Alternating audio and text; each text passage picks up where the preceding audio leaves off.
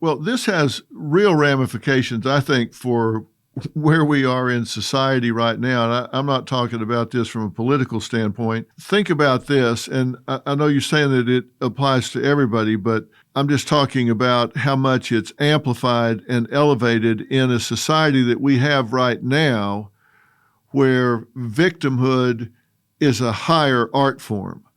So much of a segment of society that has taken victimhood as a self-defining property, as a way of defining themselves in this world, and it adorned it with entitlement. And really, if we look at these people who feel and have really glorified, glamorized, and I believe you teach people how to treat you, have been reinforced by society saying, oh, yeah, you're right, you're such victims, and so they become validated in that, then we've got a real angry society on our hands, certainly a portion of it that is amplified, I think, above society in general. That's why I think this is such critical work. Now, I don't know how we motivate those people to want to rid themselves of this or manage this in themselves, but we've got a whole portion of society that has taken this to a higher art form. Well, and that brings, you're dead right on it, and that brings us to the point of needing to use this amazing set of breakthroughs in neuroscience for our benefit. So we can start to see grievance-triggered revenge cravings as addictive. And when we start to look at it in that way, we have already built an enormous public health system for dealing with other forms of addiction.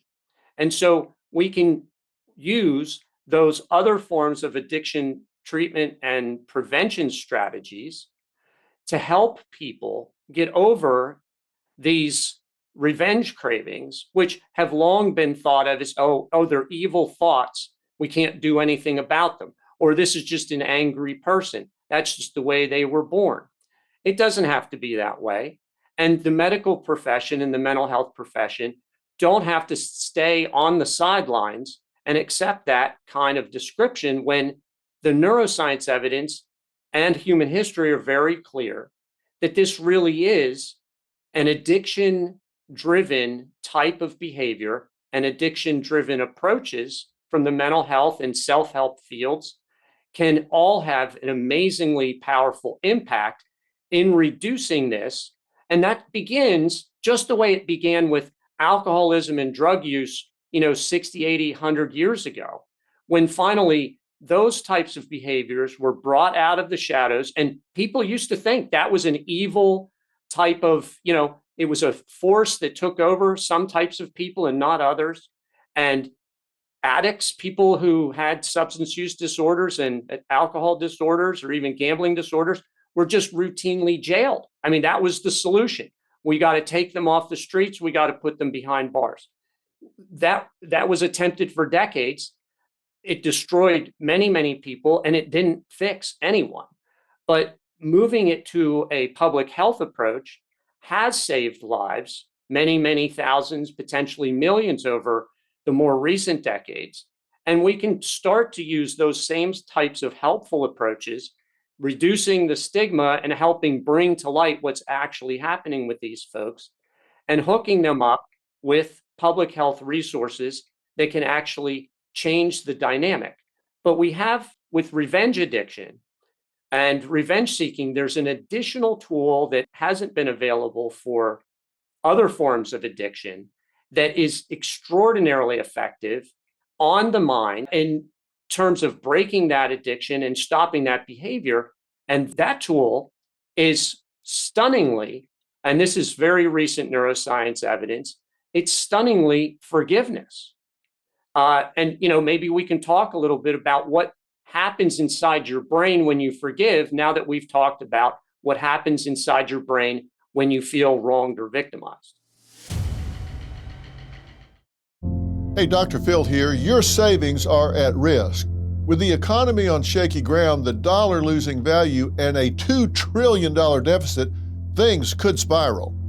Don't wait for the worst. Take control of your financial future now. I trust Preserve Gold to safeguard my accounts, and I urge you to do the same. They're the only precious metals company I recommend. What are you going to do to protect what's yours? Claim your special offer and learn how to reinforce your financial future. Visit drphilgold.com to get your free precious metals guide from Preserve Gold. With gold prices recently breaking records and analysts predicting this trend to continue through 2025, you cannot afford to wait. As a bonus, you can get up to $15,000 with a qualified purchase from Preserve Gold. So don't wait. Visit drphilgold.com today.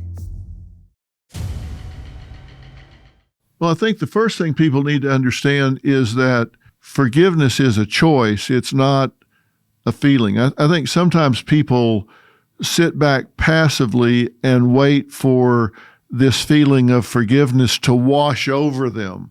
Like I'm waiting for this spiritual happening of forgiveness to wash over me like a warm wave of water on the beach. That's not the case. Forgiveness is a choice, and it is a choice that people can make.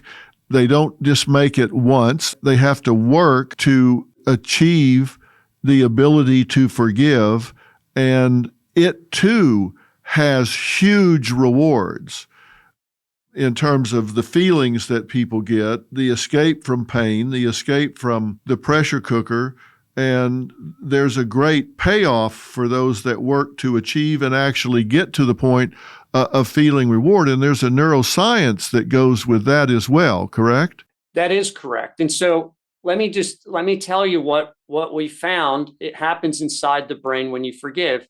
And we do need to start, as you said, with the idea that there are kind of a lot of misunderstandings about forgiveness that stop people from even considering it, and has created, certainly in America, a culture in which kind of forgiveness is thought of as a weak response. It's weakness, and it opens up the door to further attack, and you'll actually be worse off if you forgive.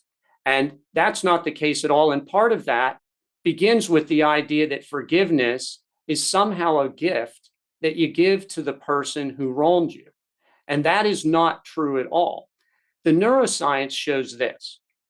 Once you have a grievance and a desire for revenge, if you think about forgiveness, and I mean just think about it, just imagining it in your own head without telling anyone, and certainly not telling the person who wronged you. But if you just imagine forgiveness for a moment, and if you're a listener or a viewer, and you have a grievance, and as soon as I say it, you're going to know exactly which one it is, because we all have them. And once you get that grievance in your head and you think about it, now just take a minute, take a deep breath, and imagine forgiving that for just a second. You don't have to really forgive. Just imagine that's your decision. I'm just going to forgive that thing, and I'm going to move on. Well, here's what happens inside your brain. First of all, you're going to start feeling a sensation of relief and satisfaction. Why? Because what forgiveness does that revenge doesn't is it actually shuts down that neural pain network.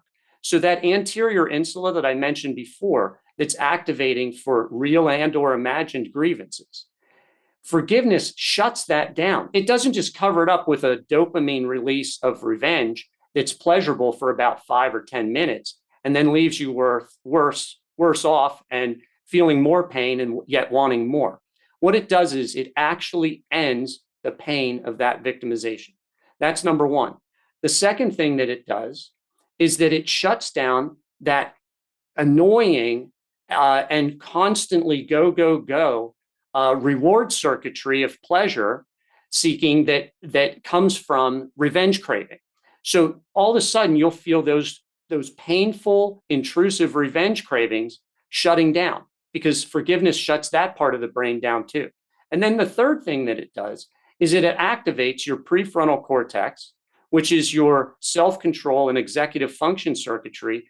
And over there, it's turning on the good decision-making and saying, hey, let's just control that revenge urge for a minute, and let's just enjoy what it feels like to actually have this grievance obliterated from our minds, because that's how forgiveness works. It actually takes it out of your head, and it's long lasting. Unlike revenge, which gives you that short-term dopamine hit, forgiveness is long lasting and gives you this much longer resolution of the grievance, potentially for your entire life.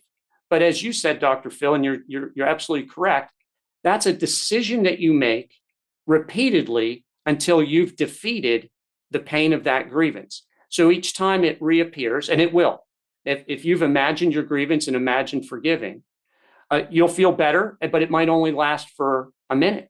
And then you might feel that grievance come back. And then you can forgive it again. And when you forgive it several times, or as Jesus taught us, right, 70 times 7 times is how many times you ought to forgive. I think he was talking about a neuroscience that he wasn't even aware of, which says is that you forgive and you're destroying that memory, or the pain at least of that memory of your victimization. And that is what actually sets you free.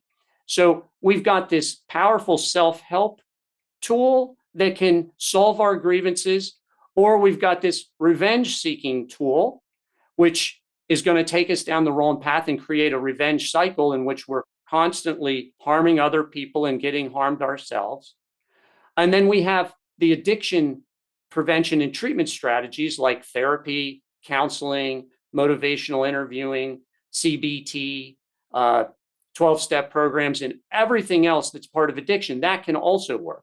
But forgiveness has this kind of really amazing, free, easy, miraculous power to set ourselves free from the wrongs of the past.